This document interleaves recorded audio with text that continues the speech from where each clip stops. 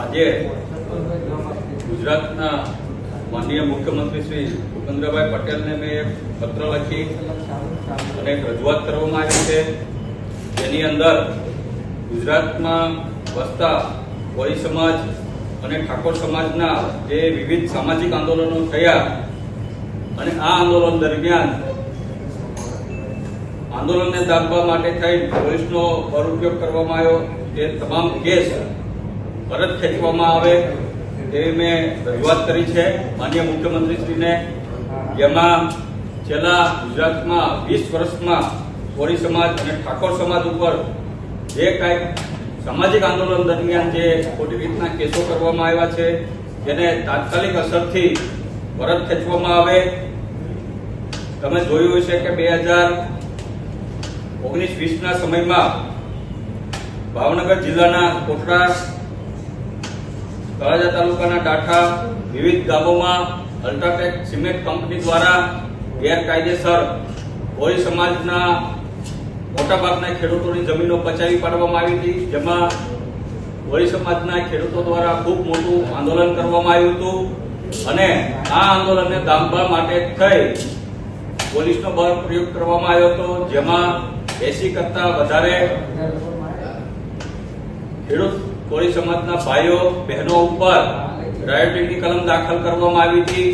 307 કલમ દાખલ કરવામાં આવી હતી. એટલે કે કોળી સમાજના વિવિધ આંદોલનને દાબવા માટે પોલીસનો જે રીતના ગેરઉપયોગ થાય છે તે બંધ થવો જોઈએ અને આવી જે કલમો દાખલ કરવામાં આવી હતી, આવા જે કેસ દાખલ કરવામાં આવ્યા હતા તે તાત્કાલિક ધોરણે પાછા લેવામાં આવે. સાથોસાથ મારા બોટાદ મત વિસ્તારની વાત કરું તો 2020 આજુબાજુના સમયમાં બોટાદ તાલુકાના કાણિયાણ ગામ ખાતે 54 કોળી સમાજના ભાઈઓ અને બહેનો ઉપર રાયોટિંગ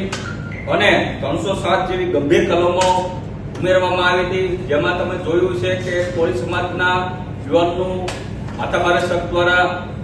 હત્યા કરવામાં આવી હતી, તેની એફઆઈઆર નથી લખવામાં આવી. એટલે કોળી સમાજ દ્વારા આજુબાજુના ગામો દ્વારા એની માંગણી હતી કે એફઆઈઆર લખવામાં આવે, પણ પોલીસ દ્વારા ખોટી રીતના દમન ગુજારી અને કોળી સમાજના જે આગેવાનો હતા, જે બહેનો હતી, એની ઉપર 307 જેવી ગંભીર કલમો દાખલ કરવામાં આવી હતી. તમે તાજેતરમાં જ જોયું છે કે ભાઈ વિછોદ તાલુકા જે છે તેમાં કોળી સમાજના જે યુવાન છે ઘનશ્યામભાઈ રાજપરાની અસામાજિક તત્વ દ્વારા, માથાભારે તત્વ દ્વારા હત્યા કરવામાં આવી હતી. ત્યાર પછી તમે જોયું છે કે એના ન્યાય માટે કોળી સમાજના વિવિધ આગેવાનો દ્વારા પોલીસને રજૂઆત કરવામાં આવી હતી કે ભાઈ આની તમે ગુનો નોંધો, સાથોસાથ આરોપીની તાત્કાલિક ધરપકડ કરો અને આરોપીનું રિકન્સ્ટ્રક્શન કરો, આવી કોળી સમાજની માંગણી હતી. પણ આમાં પણ તમે જોયું છે કે કોળી સમાજને જ્યારે એકત્રિત થયો ત્યારે અસામાજિક તત્વો દ્વારા પથ્થરમારો પોલીસ દ્વારા કરવામાં આવ્યો અને આનો ભોગ ખરેખર કોળી સમાજના યુવાનોને બનાવી દીધો છે. 90 કરતા વધારે યુવાનો ઉપર તમે જોયું છે કે ભાઈ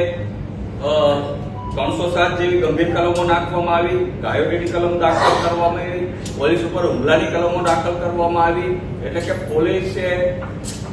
કોળી સમાજના યુવાનોને ટાર્ગેટ કરી અને તમે જોયું છે કે એની ઉપર ખોટા કેસો કરવામાં આવ્યા છે. આમ ગુજરાતમાં જે કાંઈ જિલ્લાઓમાં કોળી અને ઠાકોર સમાજ ઉપર જે ખોટા કેસો કરવામાં આવ્યા છે એને પરત ખેંચવામાં આવે તેવી હું માંગણી કરું છું. સાથોસાથ તમે જોયું છે કે 455 કેસો રાજ્ય સરકાર દ્વારા, એટલે કે ભૂપેન્દ્રભાઈ પટેલ સાહેબની સરકાર દ્વારા જે પાટીદાર અનામત આંદોલનના કેસો હતા, જેમાં રાજદ્રોહનો કેસ હોય, પોલીસ ચોકી સળગાવવાનો કેસ હોય, પોલીસ ઉપર હુમલો કરવાના કેસ હોય, વિવિધ કેસો જે છે જેવા 455 કેસો ભૂપેન્દ્રભાઈ પટેલ સાહેબની સરકારે પરત ખેંચવા માટે કોર્ટમાં મંજૂરી માંગી છે અને કોર્ટે આની મંજૂરી આપી પણ દીધી છે. તો તેવી જ રીતના રાજ્યમાં કોળી અને ઠાકોર સમાજના જે વિવિધ સંગઠનોના જે આંદોલનો થયા એ તમામ કેસો પાછા ખેંચવામાં આવે અને સાથોસાથ જેવી રીતના અન્ય સમાજો દ્વારા સામાજિક આંદોલનો થયા એ પણ કેસો પાછા ખેંચવામાં આવે. જ્યારે સરકારી ભરતીની વાત કરવામાં આવે ત્યારે ટેટ પરીક્ષાવાળા હોય કે અન્ય સ્પર્ધાત્મક પરીક્ષાઓ હોય ત્યારે વિવિધ વિદ્યાર્થી સંગઠનો દ્વારા ગાંધીનગરમાં આંદોલનો થયા અને એની ઉપર પણ કેસો કરવામાં આવે. આ તમામ કેસો પરત ખેંચવામાં આવે. રાજ્ય સરકારના કર્મચારી મંડળ દ્વારા ગ્રેડ પેની વિષયને લઈને માંગણી હોય કે અન્ય માંગણીઓ હોય, રાજ્ય સરકારના કર્મચારીઓ ઉપર જે કેસો કરવામાં આવ્યા છે એ પણ તમામ કેસો પાછા ખેંચવામાં આવે. તો આજે આપ જોઈ શકો છો કે મેં માનનીય ભૂપેન્દ્રભાઈ પટેલ પાસે એક પત્ર લખી અને આજે લેખિત મૌખિક માંગણી કરી છે કે ભાઈ રાજ્યમાં જેવી રીતના પાટીદાર સમાજના 455 જેટલા કેસો જે કરવામાં આવ્યા હતા રાજ્ય સરકાર દ્વારા જે પરત ખેંચવામાં આવ્યા છે તેવા પ્રકારના કેસો કોરી સમાજ, ઠાકોર સમાજ, અન્ય સમાજના અને વિદ્યાર્થીઓ ઉપર કરેલા કેસો તમામ પાછા ખેંચવામાં આવે.